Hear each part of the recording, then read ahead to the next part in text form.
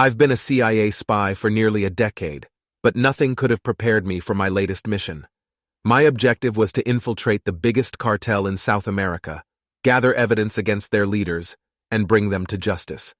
It was a risky assignment, but I had the training and experience necessary to see it through. My journey began in Bogotá, the bustling capital of Colombia.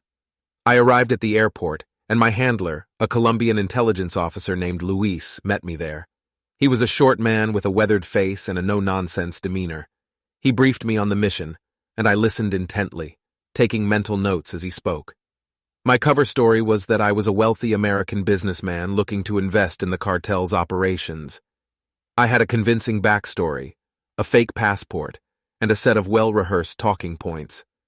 Luis had arranged for me to meet with one of the cartel's middlemen, a man named Javier, who would vet me and determine whether or not I was trustworthy. I was nervous as I waited for Javier to arrive. I knew that my entire mission hinged on my ability to win him over. Finally, after what felt like an eternity, he walked into the hotel lobby where we were supposed to meet. He was a tall, imposing man with a thick beard and piercing eyes. I could feel his gaze on me as he approached. We exchanged pleasantries, and then he started to ask me questions. He wanted to know everything about my business, my family, and my personal life. I answered each one with confidence, sticking to my cover story as best I could. After a few minutes of this, he stood up and said, "Follow me." We left the hotel and walked to a nearby cafe. We sat down at a table and Javier pulled out a small bag of cocaine. He offered me a line, but I declined, saying that I didn't do drugs. He nodded approvingly and said, "Good. We don't like our partners getting high on their own supply." He went on to explain the cartel's operations, their hierarchy, and their modus operandi. I listened intently, trying to absorb as much information as I could. I made sure to take mental notes of everything he said, knowing that it would be invaluable to my mission. After our meeting, Javier said that he would vouch for me to the cartel's leaders. He gave me a phone number and told me to wait for their call. It was a tense moment, but I managed to keep my composure. A few days later, I got the call. It was the cartel's number, and they asked me to come to their headquarters in Medellin. I packed my bags and headed to the airport, trying to stay calm as I went through security. When I arrived in Medellin, I was met by two heavily armed guards. They escorted me to a waiting car and blindfolded me. We drove for what felt like hours, twisting and turning through the winding roads of the Andes. Finally, the car came to a stop, and I was led into a dimly lit room. The cartel's leaders were there, sitting at a large table.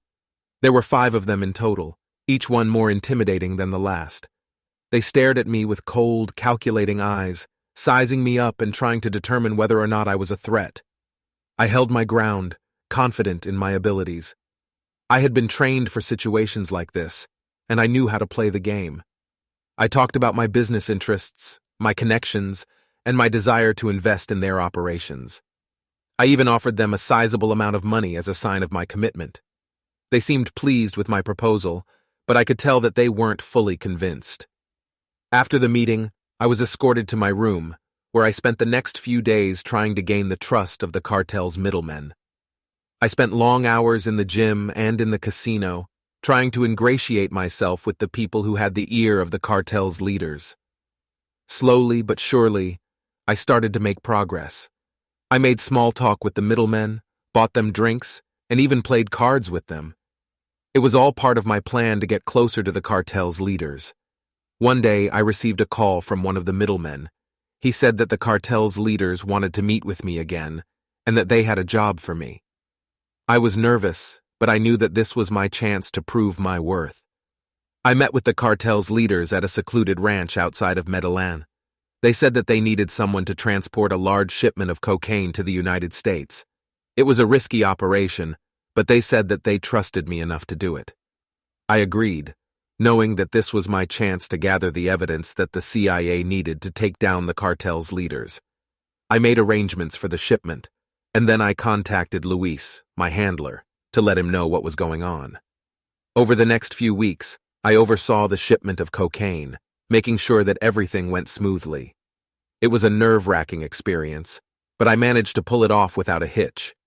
My mission was a success. With the evidence I gathered, the CIA was able to arrest the cartel's leaders and put an end to their operations.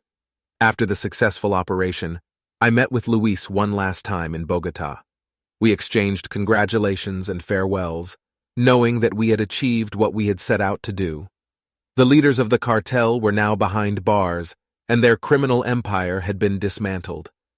It was a bittersweet moment, knowing that my time in South America had come to an end, but also proud of what I had accomplished. As I boarded the flight back to the United States, I couldn't help but reflect on my time in South America. I had learned so much about the people, the culture, and the challenges they faced. I had also learned a great deal about myself, my abilities, and my limitations. Most importantly, I had gained a deep appreciation for the sacrifices that people make to keep their countries safe and to fight against organized crime. As the plane flew over the Andes, I gazed out the window, taking in the breathtaking views of the mountains and the valleys below. I couldn't help but feel a sense of accomplishment and pride. Although the mission had been difficult and dangerous, I had succeeded in taking down one of the biggest cartels in South America. It was a moment that I would never forget, and it reinforced my commitment to serving my country and protecting its citizens from harm.